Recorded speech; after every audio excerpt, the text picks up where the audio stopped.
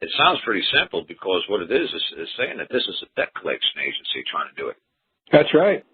So this is really simple. Well, to me, it's really simple since debt collecting agency. Did you even make sure that they were had the delegation of authority, the power of attorney to even represent Capital One?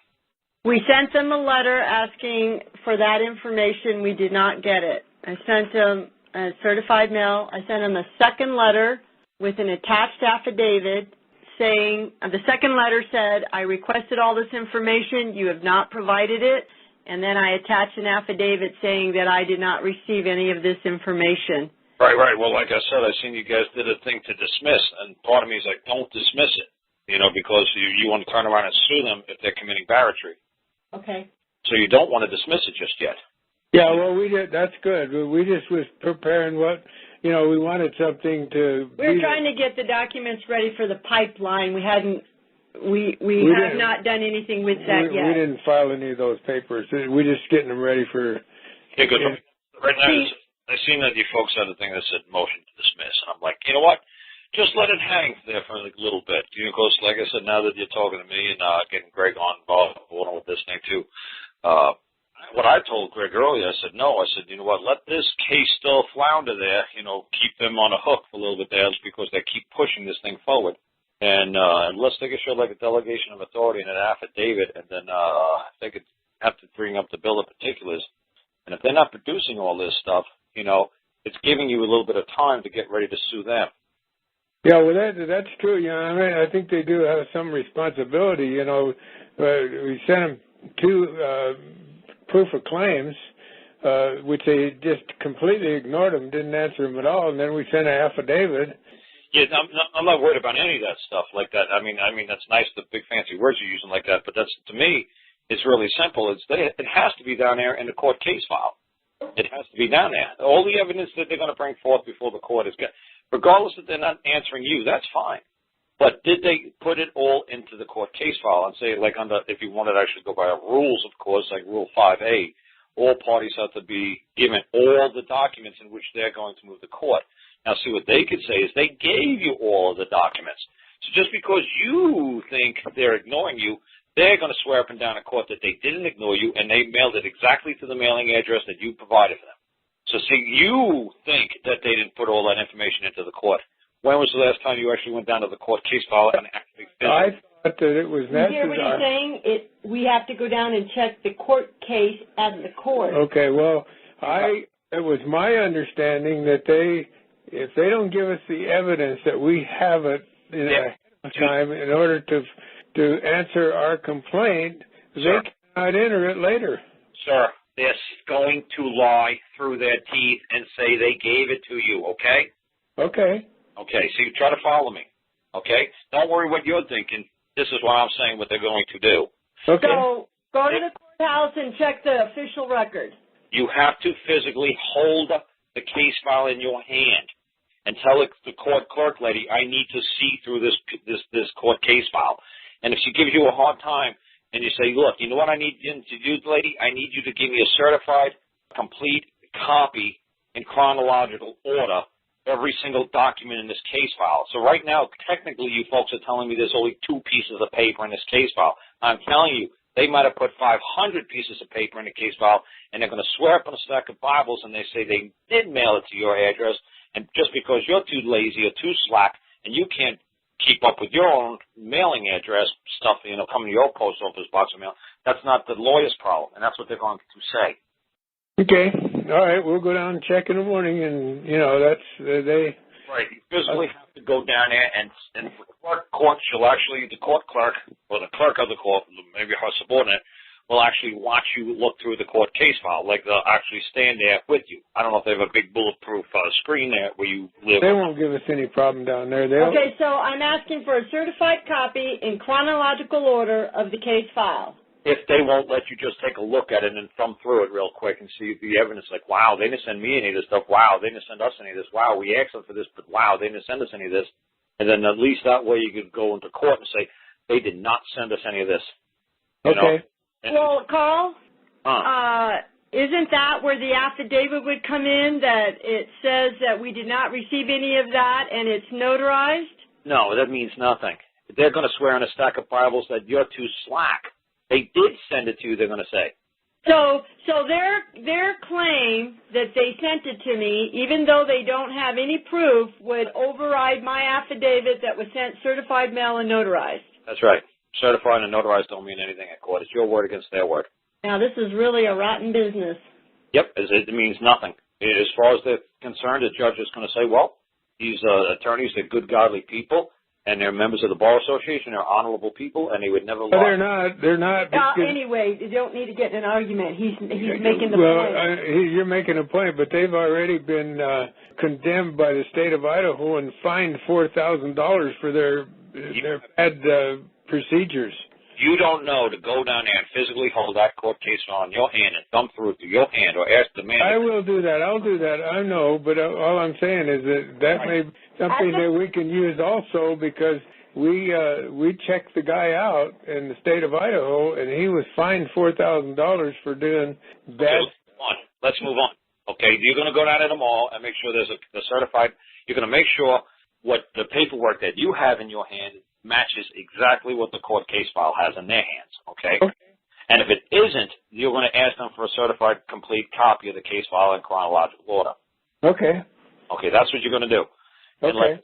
Then what you're going to do, if you do find that there's an error, that there's some paperwork that you don't have, that they do have, then obviously you're going to have to do a stay for the proceeding. You're just going to say, well, I'm going to send you the stay of the proceeding. It's going to say 90 days, but the judge would probably say 30 days. Okay. Which is fine. And then, like I said, then we're going to go from there. If they have all the bill of particulars or the invoices, and if they have an affidavit from them, and if they have the delegation of authority, the power of attorney to act on behalf of Capital One, then we'll do it from there. If they don't have any of that stuff from there, then you're going to send up a lawsuit for a claim of barratry. And then you're going to go after them for wasting your time, wasting your effort, and wasting all this stuff. You see what I'm saying? But you can't go common law until you're done doing it the other way. Okay. Yeah, all right. Yeah. So we're almost going to have to. We're not going to be able to get that lawsuit form tomorrow, would we? No, tomorrow just get the continuance, and then you form the lawsuit in the 30 days. Oh, is that right? Yeah, and then they still have 21 days to answer. So, it's just because you put a lawsuit in tomorrow doesn't mean that they're going to hear the lawsuit tomorrow. Yeah, but I mean, we couldn't prepare a lawsuit by tomorrow, could we? Even if you could. They still have 21 days or 20 days to answer that now. So it's pointless. Yeah. So what you're going to do is you're going to see what I said to do. Okay. Give you the stay of the proceeding thing. All you do is you just cut, copy, and paste it. It's a real simple thing. Okay. What is that word you're saying? Barratry. Barratry. It's B-A-R-R-A, like A-R-T-Y. Barratry. Barratry. So all it means is there's a member of the bar, an attorney, a bar member. And he's bringing in false controversies or false claims or false complaints into the court. Okay. That's all it is. You're going to make and that is definitely common law, so it's an easy one to just whip out a, one sentence, two sentence thing for barratry. That he started this complaint, but he's not willing to finish it. He's not prosecuting it, and he's not giving us the evidence in which we demanded.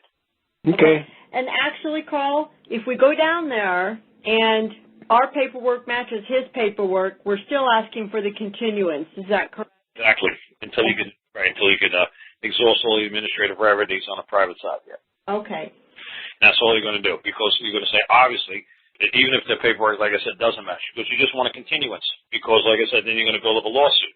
And then the lawsuit already, because that's going to take a week or two to get that all tightened up with all your exhibits and everything. And then you're going to put all your one-page claim in there for barratry against them. And then you're going to, you're going to wrap it all up in one shot. Okay.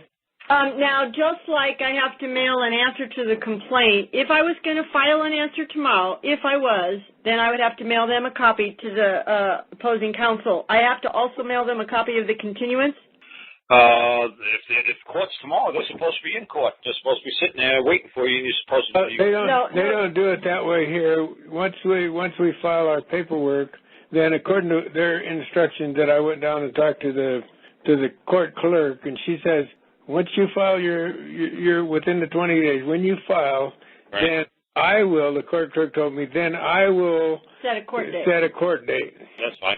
And then at that time, you need to send your paperwork to the attorney. Right, that's fine. That's so fine. we know that that's the way their procedure is here. That it.